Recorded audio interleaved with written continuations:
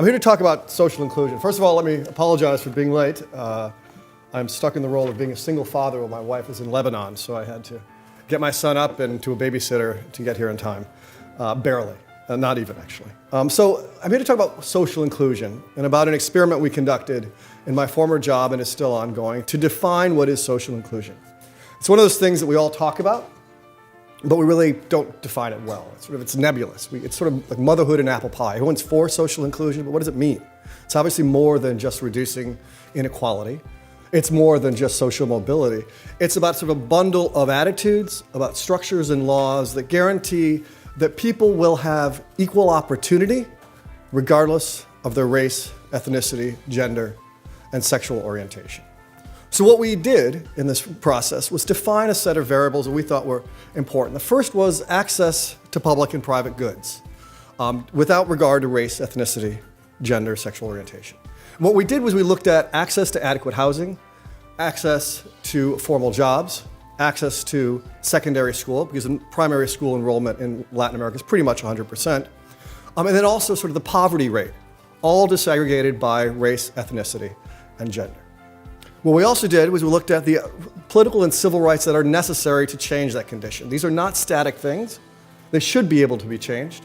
And we argue that sort of the basic notions of civil and political rights are important to be able to achieve changes. It's not a perfect system, but the question is how can these, demands a certain amount of accountability, a certain amount of participation and openness to be able to change those.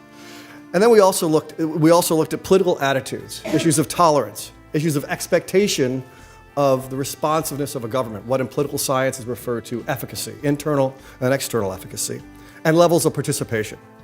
And then last, what we looked at were the protections for minority rights, LGBT rights, and an index created by a mutual friend of Vicky and mine, Javier Corrales, that looks at everything from the decriminalization of same-sex activities to even marriage equality. And then we also looked at women's rights, everything from laws that condemn or punish domestic abuse to even the rights, reproductive rights of women.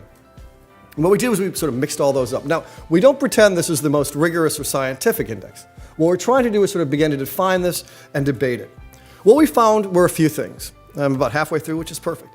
What we found were a few things. First of all is everyone talks about the economic growth of the last 10 years as having dramatically created a middle class. People say now 60 million people have joined in the middle class in Latin America in the last 10 years. But the rising tide has not lifted all boats equally. There are significant gaps in terms of the gaps of access for Afro-descendant populations in terms of secondary education, adequate housing, in particular in the areas of, say, access to a formal job, which the World Bank has noted is actually the primary driver in the reduction of poverty, the primary driver in the increase in the rise of the middle class. You see this in particular in some strange countries like, say, Mexico, where the difference between those of more indigenous or African extraction to a formal job and those of more European extraction is dramatic. And then, of course, you also see other countries in Central America which are significantly behind. What we also see is a very strong correlation between violence and the lack of respect for fundamental rights. By that also I mean lack of respect for LGBT rights and women's rights, which is to say that the endemic problems of violence, criminality, are not just tied to drugs, and not just tied to poverty, but also tied to an overall respect and tolerance for basic rights of even the most repressed and the excluded. What we also found, though, is that there are serious gaps in census data. We tried to patch this together. This is, forgive the advertisement. We tried to patch this together using existing census data using existing CEPAL data, ECLAC data, and there are severe problems. The first one is, in fact, that many censuses in these countries do not collect information on ethnicity and race, including Argentina, for example. They have other statistical problems, which we don't need to go into here. That's just one of them.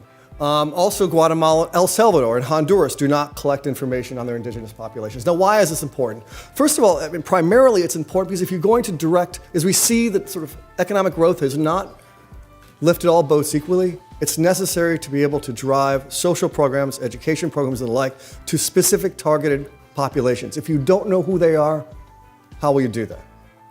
The other problem we've discovered is that in a number of areas, there is a severe lack of tolerance. We also included the updated measures on levels of tolerance. This actually came out of, in the United States, our own experiences in Charleston. How can you have an inclusive society when there's a fundamental lack of tolerance? And I'll leave it at that.